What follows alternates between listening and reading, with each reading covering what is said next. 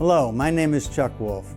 Over the years, I've worked in many different roles, including leading my own leadership consulting company since 1994. I've worked for and with some of the best companies and universities in the world, and have had the opportunity to work with government officials, military organizations, and public and private schools. I'm a leading expert and pioneer in emotional intelligence.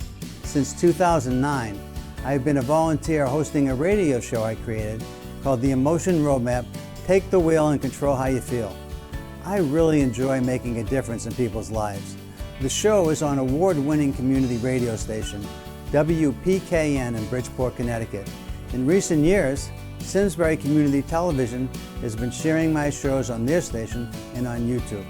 My sincere hope is that everyone who watches regularly will learn how to use the Emotion Roadmap in their own lives by listening to people who call in to get help with challenges at work, home, and in communities. To learn more, go to www.emotionroadmap.com. If you have a comment or question, email me at cjwolfe@cjwolfe.com. Thank you and enjoy the show.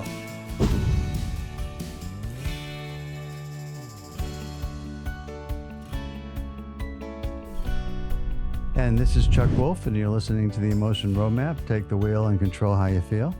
It's a pleasure to be with you. It's a really nice day, weather-wise, in Bridgeport, Connecticut, where we broadcast from. You're listening to WPKN, 89.5 FM, listener-supported radio. And we are engaging on the second part of my show, which is the second Wednesdays of the month. Each Wednesday, for the first and second Wednesday of each month, this show, The Emotion Roadmap, Take the Wheel and Control How You Feel, is on the community strip from 12 to 1 p.m. on WPKN. Again, I'm Chuck Wolfe, and the show is all about helping people to deal with emotionally challenging situations in your life. And we have lots of them that are happening in our world stage and in our country, and also, I'm sure, in people's homes and in their workplaces. So if you have a need and an issue that you want to have addressed by me, I help people out by going through this concept I call an emotion roadmap. If you're new to the show, I'll explain it in a moment. And for those of you that are regular listeners, thank you so much for tuning in again. I always come in prepared to talk about a couple of topics that I think are relevant to the world and the day that I'm showing up for the show. And I have a couple I'll mention to you in a moment. But first, I also want to tell you, again, for those of you that might be new, what the show is about. The show is about helping people to deal with challenges in their life, whether at work or at home. One of the things that I think you'll find is that if you listen to the show, you'll learn more about this idea of how to change emotions. Sometimes emotions aren't helpful. They're always informative, but they're not always helpful. Often when people are stuck, when smart people are stuck, good critical thinkers, excellent problem solvers, when they're uncertain, doubtful about how to proceed, in a tough conversation they need to have, and a tough decision they have to make. Sometimes things are internal. It's just inside yourself where you're struggling. Other times you're dealing with someone else that's important to you for one reason or another, and you're uncertain about how you are about to go forward with what it is you need to do with that person, whether or not that'll be seen as something positive or negative by that person. Sometimes you worry about situations that might escalate and become worse rather than better when you're trying to turn something that isn't working out very well into something better. Even with the best intentions, often we find ourselves challenged to figure out what's the best way to approach it. How do we make this decision? Do we do this alone? Do we do this in collaboration with other people? Who needs to be involved? At work, that's not an easy question sometimes to answer. At home, it's often about a partnership and what you and your partner have agreed to in terms of norms, how you get along, what decisions are yours, what decisions are the other person's, what decisions do you make together, where and how do we proceed? Where do we go forward? How do we go forward? What's the right choice? These are tough questions to answer at times. So the show is about helping you, whether it's in your personal life or in your work life or in your community, somewhere where you're struggling with what's next? What do I do going forward? And again, I found that smart people, when they're stuck and they're unable to answer that question on their own, it's almost always because something emotional is happening inside of them. They're worried about emotions inside of them that are conflicted, or they're worried about emotions in someone else. And how do you address that? Well, I address that by asking 4 questions.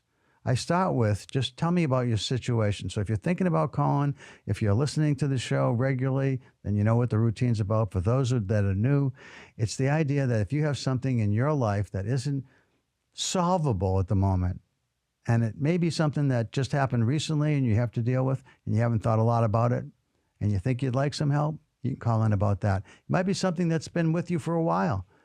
Could be weeks, months, even years sometimes.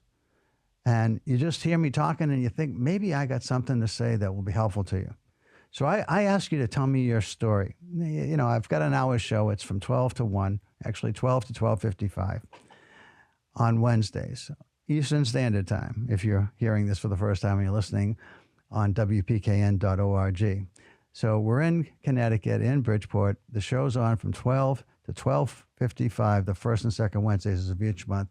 And the show is the Emotion Roadmap. Take the wheel and control how you feel.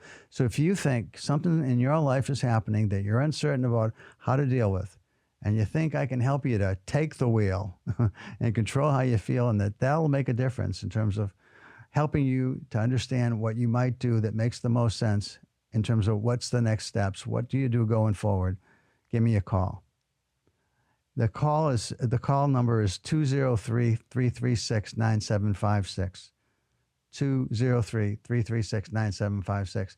Now, if you're wondering what happens after you call, again, if you're new, what I do is I ask you to tell me a bit about your situation, your circumstance.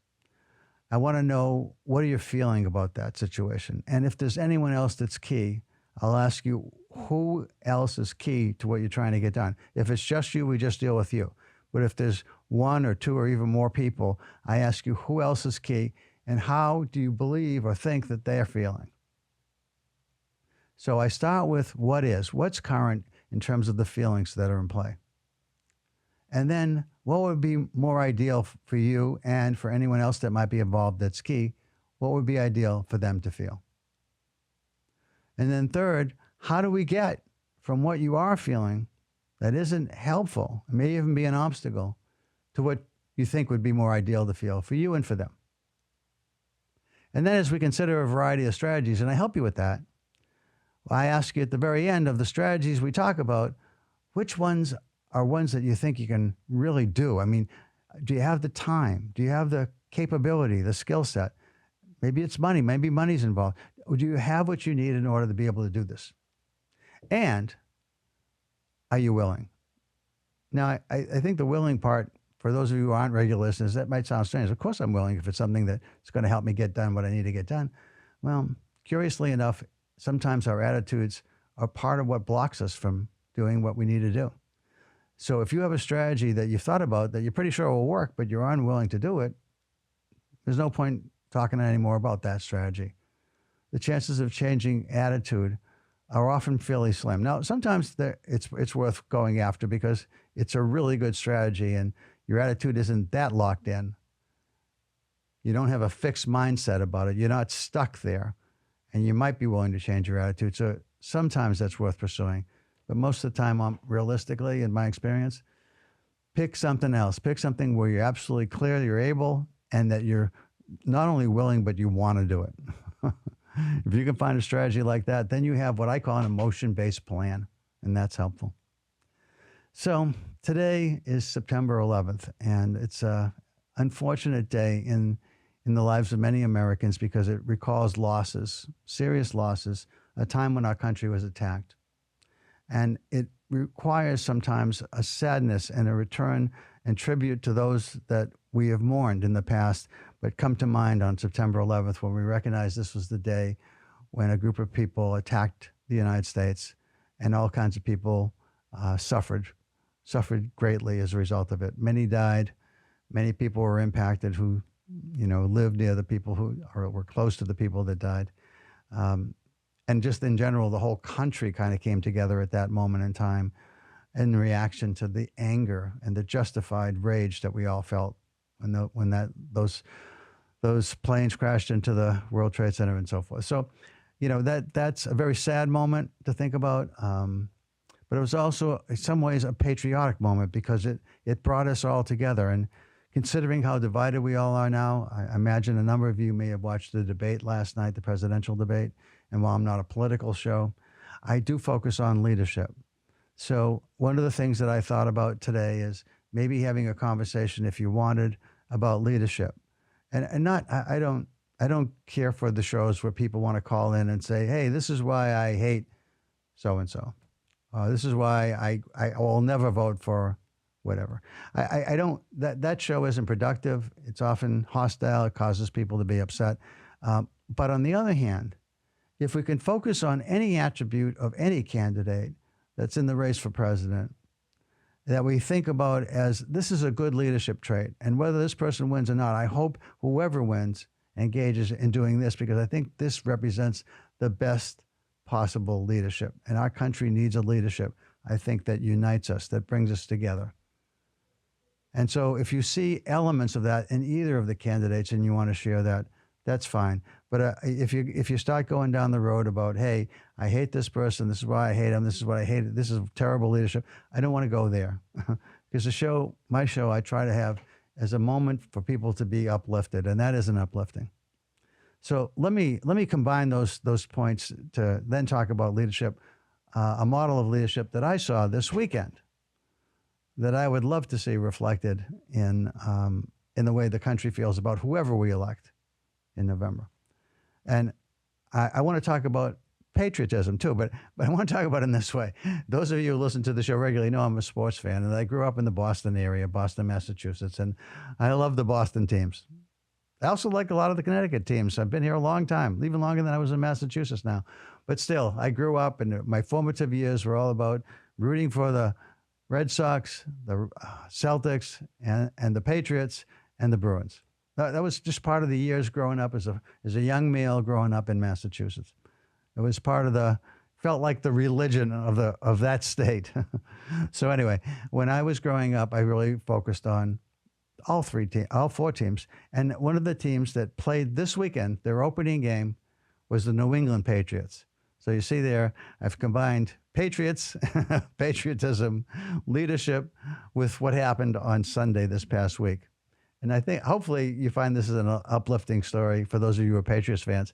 For those of you that are New York Giants fans and New York Jets fans who will also listen to this radio station, I'm sorry. Thinking about football isn't uplifting at the moment for you, but hopefully better things for you are to come. But I do want to talk about Gerard Mayo as a leader. I do want to talk about that, but at the same time, that's fun for me. I hope it'll be fun for you to hear me talk about it. But I also want to ask you, more important than my telling a story is what you have going on for you. So again, if you have something in your life, something challenging that you want some help with, that you really would like me to weigh in on and see if I can be helpful to you. Again, what I'll do if you call is I'll walk you through some questions. Sometimes I don't really walk through questions. I just provide answers. I was listening to the show I did last week, and we had a few callers, and one of the callers called in and had the conversation with me about, they had two things they wanted to talk about. One had to do with someone at home that was an alcoholic child of theirs, and they wanted to know, at what point do we stop supporting our child? It's so hard to ever say, I'm not going to support you anymore to your child. And yet at the same time, if what you do when you support your child somehow enables their continued alcoholism, are you really helping? Are you really doing what's right, what feels right to you? And that's a very tough conversation to have. And I didn't pretend that I could solve that for the person who called in last week, because I can't solve that for you, but I can help you to just understand what the issues are. What we've learned over many years of people engaged in trying to be helpful to people who have alcoholism or alcoholic members of the family, and how they love those people dearly and deeply and want to be supportive, and yet at the same time feel like the things they've been doing so far have not stopped or worked to stop the behaviors that are killing the person that we love so much. And yet, if the person comes to us and asks for help, asks for money, asks for time, asks for support, how do we say no? How do we say no and feel okay about it, and feel not just okay about it, but feel like we're doing the right thing for them?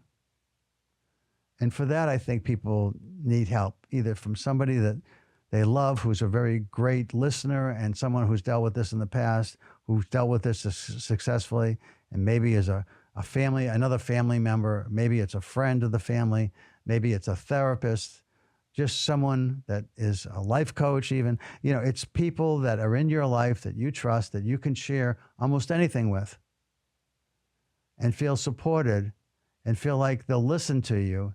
They'll reflect back to you to help you to be clear on what it is you're thinking and what you're feeling, what's happening, why it's happening, and then understand and work with you to identify as clearly as possible what your choices are and how to feel good about making a choice sometimes that's extremely difficult to make, but in fact might be the right choice.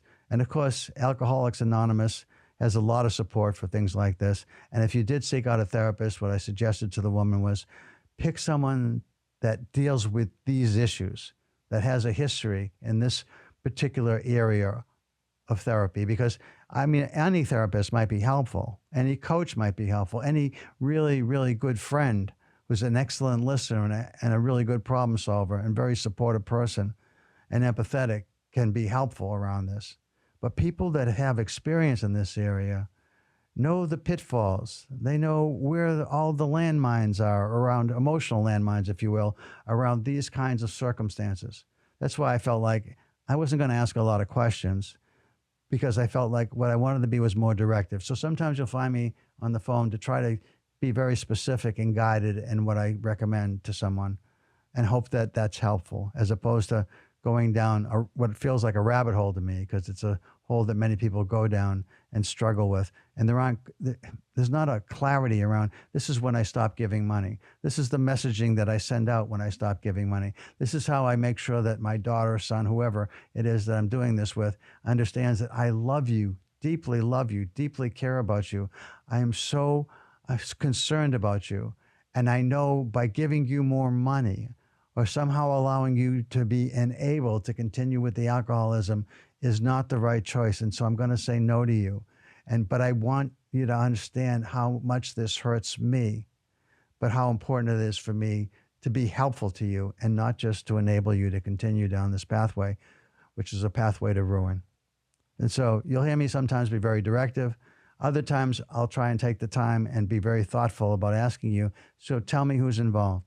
Tell me how they're feeling. Tell me how you'd like them to feel. Let's talk about how we get them from what they are feeling to what would be helpful to feel. And I work with you on that. It's so much better in a way to have you work with me and come up with a plan that we devise together. And so that's more about what the show's about. So again, let me ask you, if you've got something you'd like to call and talk to me about, the number's 203 336 9756. 203 336 9756. And I'll give you a minute to call.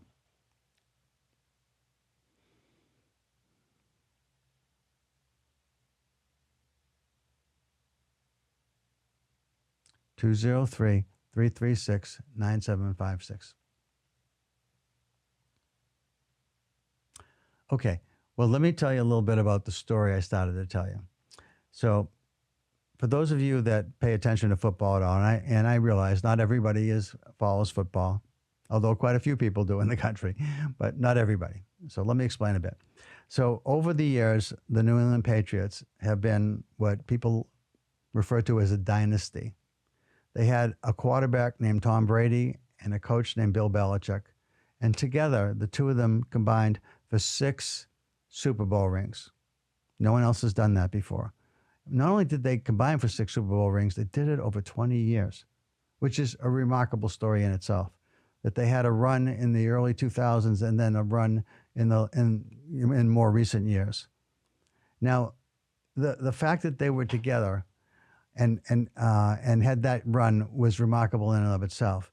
But it didn't end nicely. And what I mean by that was Tom Brady, the quarterback, was considered by many in football to be the greatest of all time. They call that a GOAT. It's an acronym, the greatest of all time, as a quarterback, as a winning quarterback, not the most talented, couldn't throw the farthest, didn't scramble really well, but was outstanding at winning, at doing what he needed to do to win and raising his teammates' performance levels. He was brilliant at that. And Bill Belichick was considered one of the great analysts, one of the hardest working coaches, always prepared, remarkably diligent and intelligent about football, raised from being a kid with his dad who was a coach. And he just grew up in this world and he excelled at it. But his leadership style was really interesting. He didn't, I mean, a lot of his players who worked for him came back and embraced him and thought they were the best possible versions of themselves as athletes working under his tutelage, under his coaching. But not everybody felt that way. A lot of people felt like this guy doesn't care at all about us. We're just, spokes in a wheel. If we're starting to wear out, he's just going to pull that spoke, pull us out, and replace us without thinking about it, which he did. As soon as he felt somebody wasn't able to compete at the level that he thought was necessary, he did what he kept saying was best for the team. But what I think he missed, even though as great as he was, and he had such a great run, is the emotional intelligence aspect of paying attention to how people feel. Anyway, in the last few years, after Tom Brady didn't get to stay, he wanted a contract, and the coach didn't want to give it to him because he thought it was time to move on to somebody younger. And the owner at this point decided to go with what the coach wanted, and Tom Brady left, and he went off for 2 more years. He played for Tampa, the Tampa Bay Buccaneers. And in his first year back, he actually won another Super Bowl ring. He actually won another Super Bowl ring with a different coach, with a whole set of different players. But Tom was great. Tom was exceptional. So he has 7 Super Bowl rings. And then the next year he played again, and the team wasn't quite as good at Tampa Bay. They made the playoffs, but they didn't go very far. And anyway, the season then ended, and he ended his career as a football player. But Bill continued. He continued to coach the Patriots, and they had really poor performance over the next couple of years. And last year, the owner of the team, Bob Kraft, decided that he didn't want Belichick there anymore. He couldn't justify keeping him because the team wasn't showing any signs of progress. And it looked like Bill wasn't willing to do the work that he was doing, or at least he wasn't as successful as he had been in the past. He seemed like he had lost that ability to pick the best players in the draft, to get the most out of people. It used to be, it was easy to get really good players in trades to come to New England because they wanted to work for a champion. But without Tom Brady, Bill Belichick didn't seem to be able to generate the same kind of success on the field. And people stopped thinking New England was a really excellent place to come to. So they decided to go in a different direction. And Mr. Kraft decided he was going to make one of his defensive coaches, one of the players who grew up in the Bill Belichick regime, Gerard Mayo, the coach. Never been a head coach before, and yet he gave him the chance to coach the New England Patriots. And now what Gerard Mayo did was bring in a whole bunch of new people to work under him. And it's a longer story, but a lot of the people, this is their best and for even first chance to be in the roles that they're in. But everybody was really working hard, but they didn't seem over the preseason to be making a whole lot of progress. And they seemed really on the verge of maybe going 0-17 with no wins, or I think the betting odds in Vegas had them winning maybe 4 games, something like that.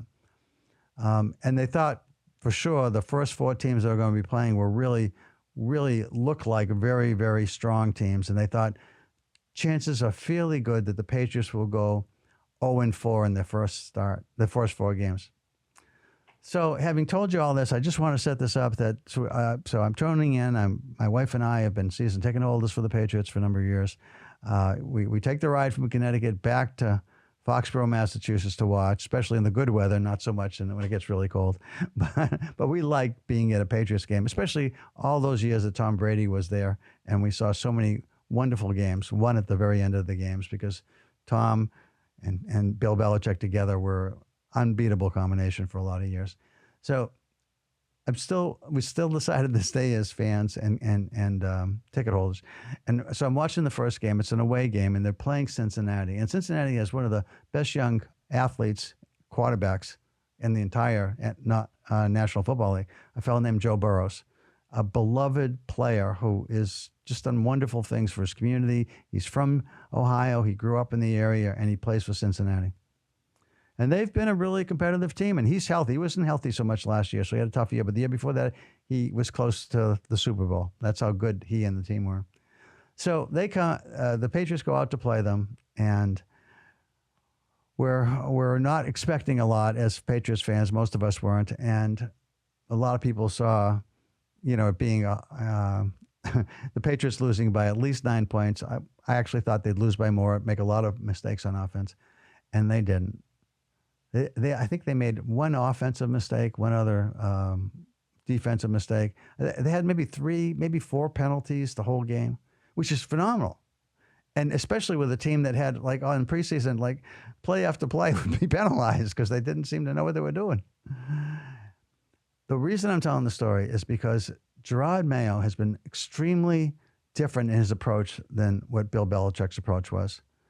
Belichick was demanding, uncompromising, and not at all willing to share what was going on with anyone in the media or necessarily with players either. So he wasn't very open about what he was doing. It wasn't transparent. Whereas Coach Mayo has been criticized at times as possibly being too transparent, too open. But he's that way with his players, and he's that way with his fans and the media. So just as an example, there's a quarterback controversy because they drafted one of the best young quarterbacks in college football, a fellow named Drake May. He has tremendous abilities, but he's very young. He only played 2 years in college football, and he's just 21. So a lot of the other stouting rookie quarterbacks are older. They played a full college career. So anyway, they have him, but they haven't had a very successful an offensive line to protect their quarterbacks. And so they didn't want to start him. They wanted to start a more experienced quarterback. And so they got somebody who'd been with them once before, Jacoby Brissett. And Brissett knew the offensive scheme because he'd worked with the new offensive coordinator before. He'd been with the Patriots before. And he's a well-established, good quarterback. He's not in the echelon of top or great quarterbacks, but he's a good quarterback. He's above average. So in any case, he got the start, and he was excellent at managing his strengths. They didn't do anything sensational, but they didn't make mistakes. They ran the ball a lot. This is more football talk than you probably want.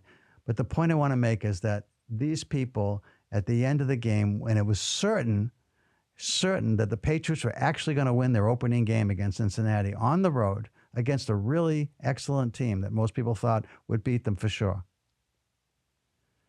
there was a Gatorade. This is like, if you've ever watched any sports, you know that, like, at the end of a championship series and your team's winning, a bunch of players will find this giant container of Gatorade and throw it over the coach. Now, this is the opening game, understand. I've never seen this before.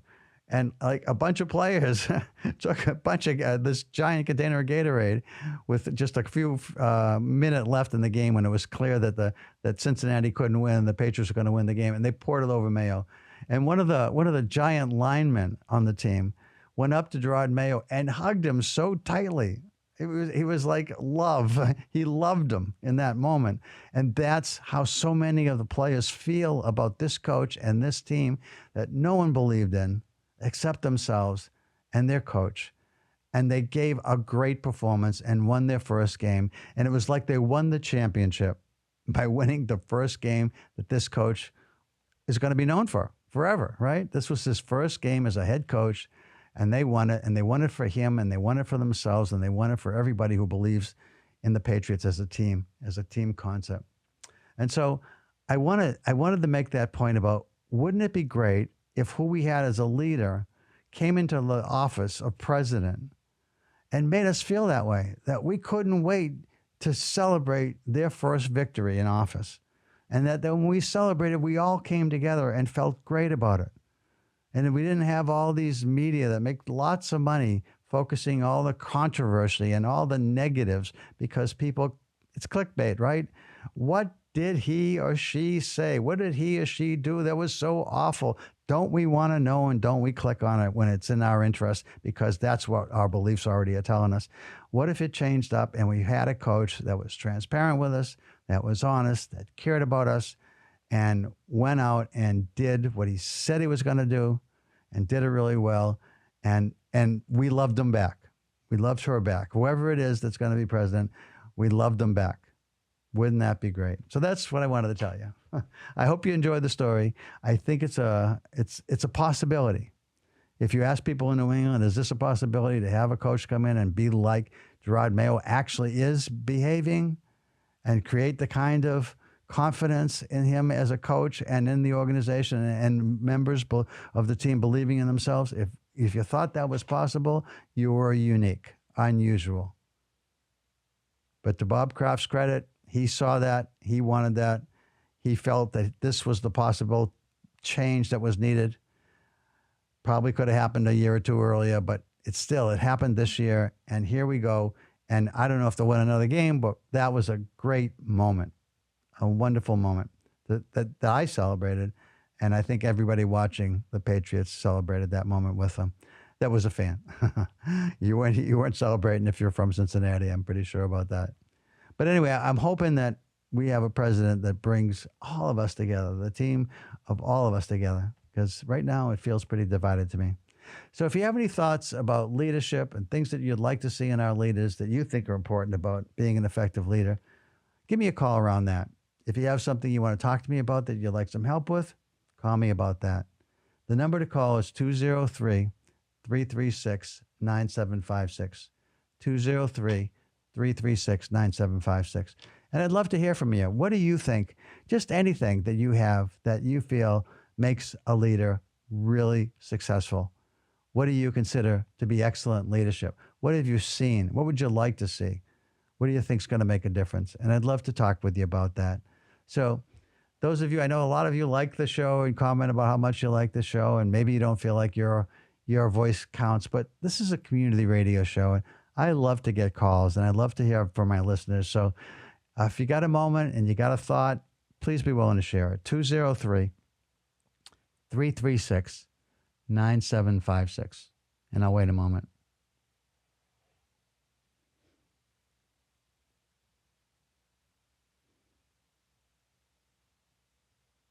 Boy, I was hoping that conversation would be motivational to you. I hope people didn't tune out. Anyway, again, 203-336-9756. 203-336-9756. Great. Hi, this is Chuck. You're on the air. You want to turn your radio down? Yeah, I turned it off. Oh, thanks. Who am I talking to, please? My name is John. John, thanks for calling in. What do you got, John? Well, what are we talking about today, Don?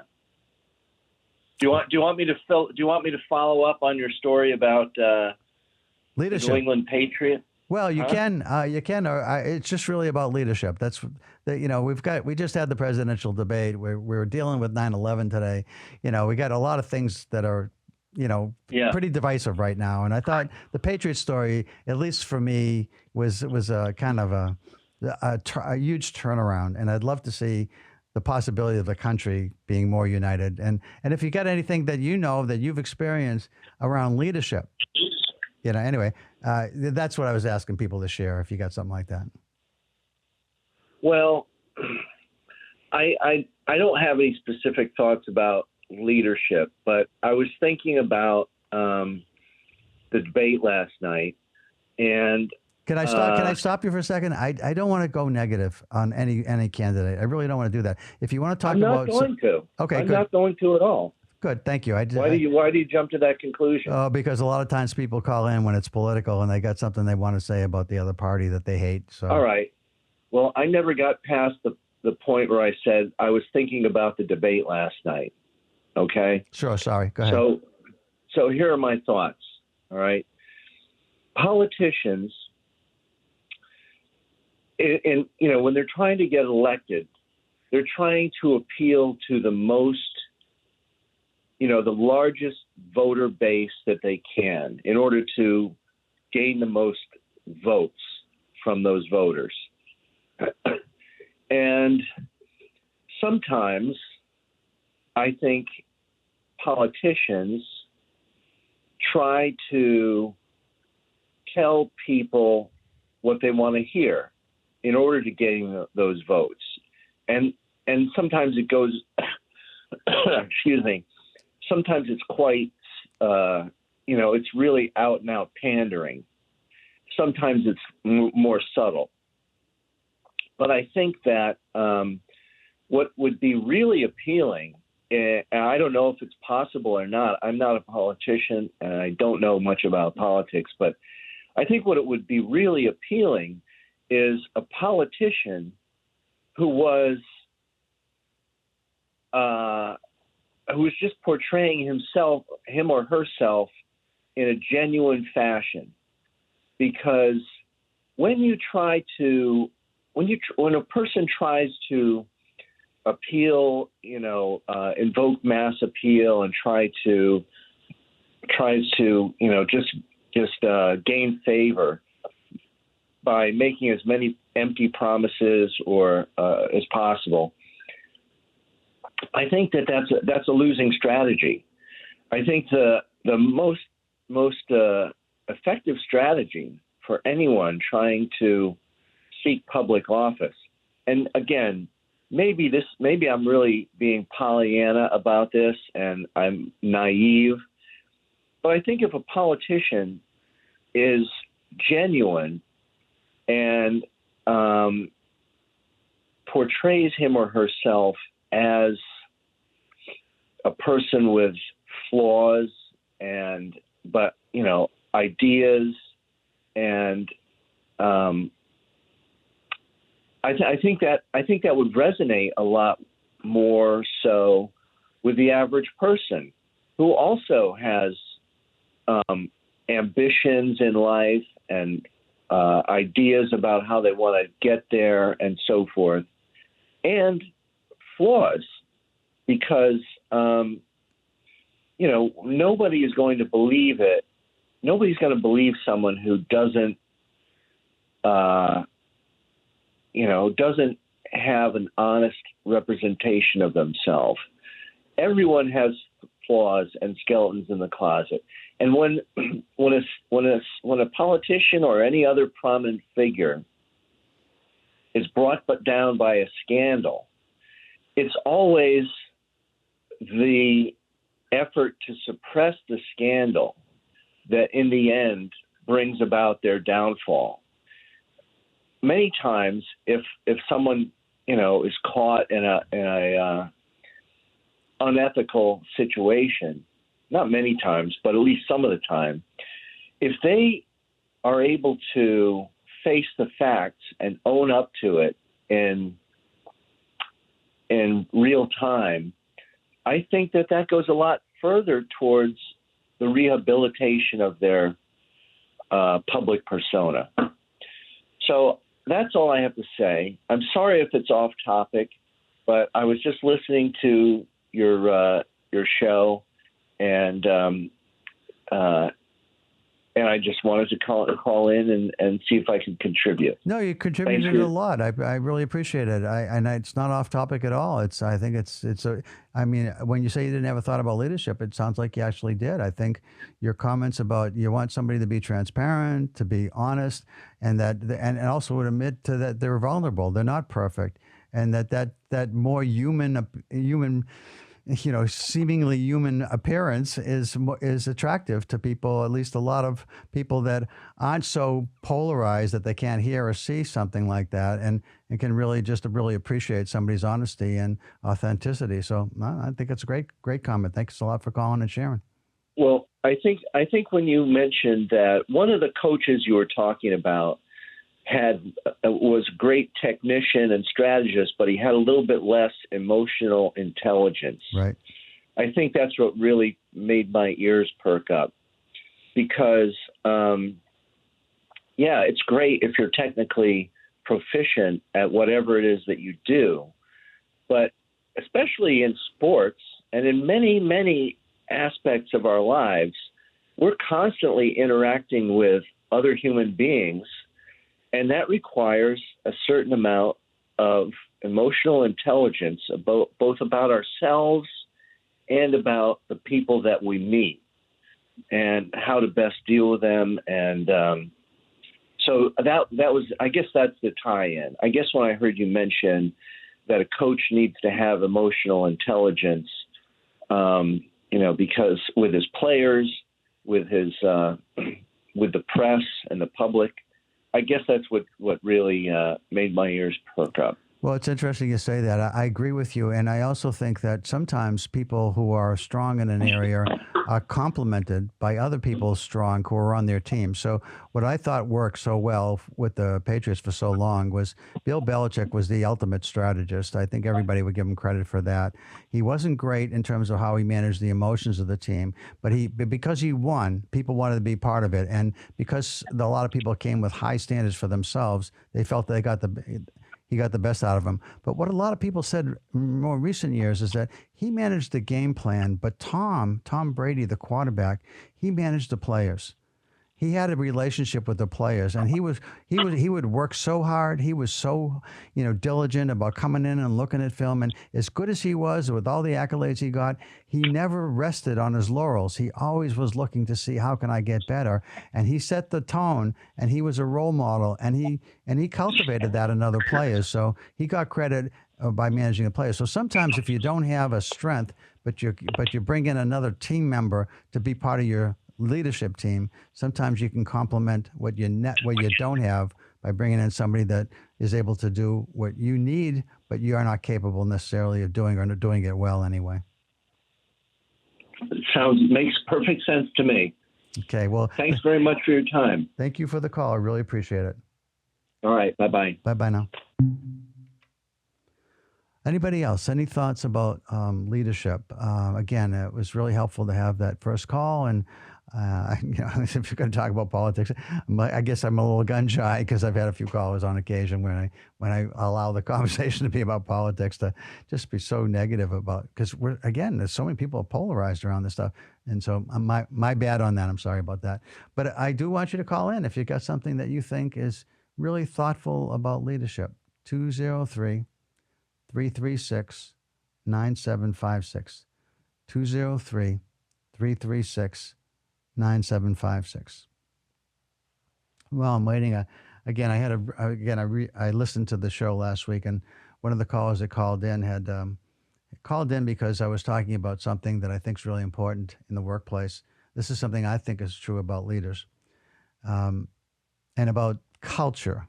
There's lots of talk about culture in companies, even in what is the culture of America today? Is it a healthy emotional culture, or is it a toxic culture? There are parts of it, I think, that are healthy and parts of it that are toxic. Which way does it lean? Well, we all have our perspectives on that, and mine's not more important than yours. But what I would say is that I think there are things that help to make an emotionally healthy culture. I think there are. I think it's really important to think about what matters. Here's an example. Over the years, very recent years, I went back to something I learned way back in the 1980s. I was working at Harvard Business School as a organization behavior, which is you may not recognize those words, but how do organizations behave? It's kind of like being a therapist for organizations or a psychologist around organizations as opposed to individual psychology. But organizations' behavior is a topic that's studied in business schools. And I was working at Harvard Business School as a research associate for this very brilliant man, Professor Anthony Giathos. His name, he went by Tony for those who knew him. And Tony mentored me. I was really quite fortunate to work with him. And during the time that I got to know him and work with him and be mentored by him, he was working on this model of holistically understanding all the parts of an organization, like puzzle pieces. What are all the puzzle pieces that make up an organization? And he was asked by this well-known, if you're in the world of corporate businesses, you'll probably know the name, but if you're not, you won't. But anyway, it's a really well-known, highly respected consulting company called McKinsey and Company. And McKinsey and Company has many people from Harvard Business School that work there. And because Harvard Business School, you tend to meet lots of people that become very high level leaders in lots of organizations all across the world. If you become you join the McKinsey group, chances are you know a lot of the people that you want to do business with, and so McKinsey does business at a very high level all over the world. But one of the things they were looking for that they didn't have at the time in the late 1970s, early 1980s, was a holistic model of helping organizations transform. Organizations that need to reinvent themselves, need to change. Constantly, you can't just do what you do and expect to continue to thrive. Somebody else is going, in a competitive world, you're going to have somebody else who's going to come in and say, hey, I could do that better than this company's doing it. And then all of a sudden you're competing, and you're competing, but you're in second place, third place, even last place, unless you're constantly looking for ways to innovate. So McKinsey was always about helping people to do better, to grow, to impressively make gains from where they were to where they were wanted to be. And they were looking for a holistic model. And Tony and others, there's like 4 people working with Tony, created this model called the 7S model of management. And Tony's contributions in part were literary. He was a big fan of language. Language was really important to him. And one of the things that he said was, let's get this right, but let's make this memorable. And one way to make it memorable is to have all the pieces of the puzzle we're going to talk about have the same letter. So they talked about it for a while, and they settled on the letter S. And Tom Peters, some of you may know Tom Peters from his work in Search of Excellence. He was a very well-known consultant for a lot of years, still is. And Tom recently, I think 2019, wrote, I thought Tony was being juvenile, saying we needed the same letters. But damn, it's 2019, and this model is still going strong, and people do remember it. So the letter S really did matter. Tony was right. So anyway, what Tony said the model S's should look like, and they all talked about this and agreed that at the heart would be superordinate goals. Now, before I met Tony, I'd never heard superordinate as a word used anywhere before. But Tony explained to me, these are goals that compel people to want to work on them. They're so overwhelmingly compelling that they push people towards collaboration because everybody wants to succeed on these goals. It's what the organizations really care about. They may not talk about it, but they care deeply about it. And that's what's at the heart of organizational life, is superordinate goals. Now, I think I explained that pretty well, but lots of people struggle with that. And over time, it got changed from superordinate goals to shared values. And if you're in the corporate world at all, you may have heard the term shared values before. And shared values are things that are like integrity, authenticity, respect, appreciation, things that everybody wants, in theory anyway, to be part of who they are and what they belong to, whatever organization they're part of. And it's great to have lists like this. And the theory was, if you understand your organization's values and you agree with those values, you personally want to live those values, it aligns you with the organization and drives you towards high performance. In theory, that sounds great. So shared values now is the heart of the model for most organizations today that use this. And surrounding the model were the 6 other S's. The 6, what they called hard S's, because they're more, they get your hands around them. They're not touchy-feely. They're not squishy. The hard S's are strategy, structure, the hierarchy, who's in what box, who reports to who, and systems. What are our performance systems, our information technology systems, our payroll systems? What are all the systems that help drive how the organization runs? And then what they called soft S's were skills. What are the skills people need in this organization? The skills you need today may not be the same skills that you need to have in the future, depending on what your future looks like. Like, for instance, people today are worried about not knowing much about artificial intelligence. And boy, we're going to all have to know about that sooner rather than later. So this is the idea of what skills do people need in an organization today, and what are they going to need going forward. Style is how we all work together. And style, to me, relates mostly to culture in terms of how do leaders lead. I described the difference between Bill Belichick and Gerard Mayo. And Gerard's just at the very beginning, so we don't know if that's going to continue, but this seems to be a sharp contrast there. And the culture is different as a result. The culture feels really healthy inside the Patriots locker room. It appears to me. I'm not an insider, but that's what it appears. And then the last one is skills, style, and staff. What types of people do we need working here? What types of financial people? What types of operational people? What types of sales people? What types of marketing people? What types of human resource people, et cetera? What are all the different pieces that make up the organization? And so this was the puzzle that got put together during the early 1980s. And it's been out there for a long time. And I made the point last week that I think it's time to change shared values, because while shared values sound great, it sounds great to say we have all these values in place and we want people to live those values. But when you ask somebody in an organization, what are our shared values? They mostly don't remember them. But let me tell you how to make it memorable, what they do remember. Let's assume for a moment that respect was one of the shared values that you had in your organization. Great. And people remember respect's important to everybody, I believe. But what if you came in and you asked somebody, do you know what your values are? And they said respect. Okay, that's great that you know that.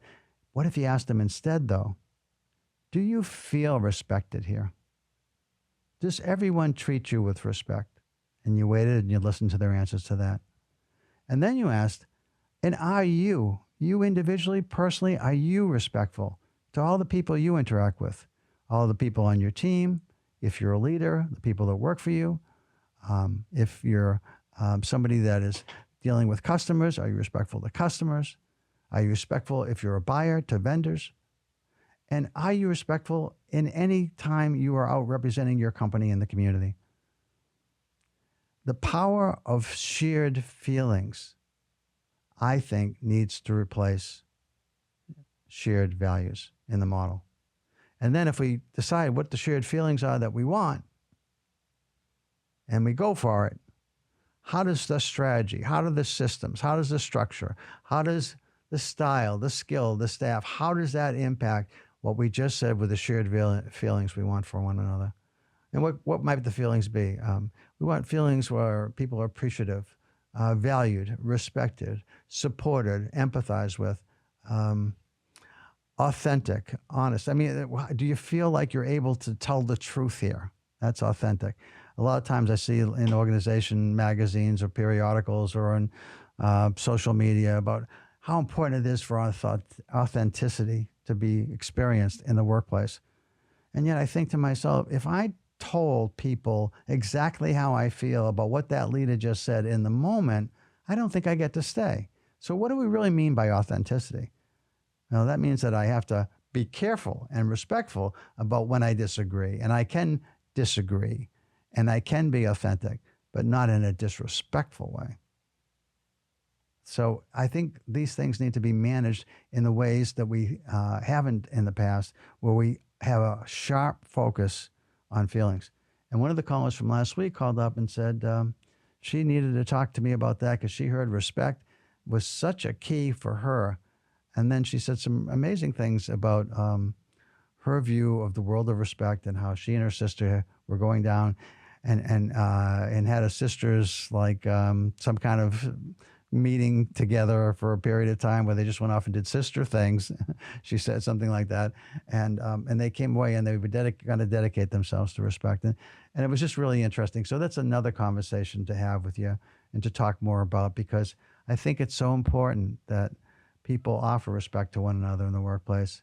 And again, I think when you don't do that, you might get away with it if you're winning and you're successful and your company performs well, because certainly we see all kinds of evidence of people that are highly disrespectful, particularly to people that work for them at times, but they are successful in generating fear, and fear results in performance, maybe not high performance, but enough performance to generate results, and enough results that keep them in office or keep them, even help them to get promoted.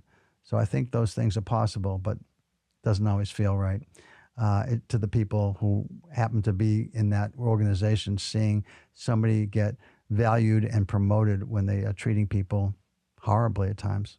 That to me flies in the face of all the companies that say people are our most important asset. So anyway, I've enjoyed the day. I hope you enjoyed the story, and thank you. Thanks for the phone call about understanding about leadership and how important certain aspects of leadership are to talk about and to understand.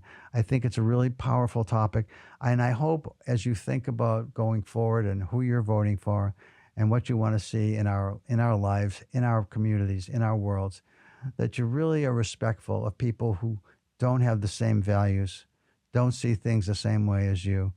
But when they ask how you deal with them, they don't say anything different than what I'm saying here, which is, I feel, even though I disagree with this person, that when I share what I disagree about and what I feel and what's important to me, they always treat me with respect. And in turn, I feel respectful in how I deal with them. So as you engage with people who have different points of view than you, and as you consider the stakes of involving what's important to happen during our election, the two things I'd encourage you to do. One is to make sure you register and you vote. And secondly, when you find yourself with people you care about that are part of your lives, don't block them from being part of your life simply because they have a different point of view than you. Listen to understand. It may not change what you think and believe, but if we can all be respectful to each other, the world's a better place. So I'm Chuck Wolfe. You've been listening to the Emotion Roadmap. Take the wheel and control how you feel. And I'll be with you next month. Thanks, everybody, for listening.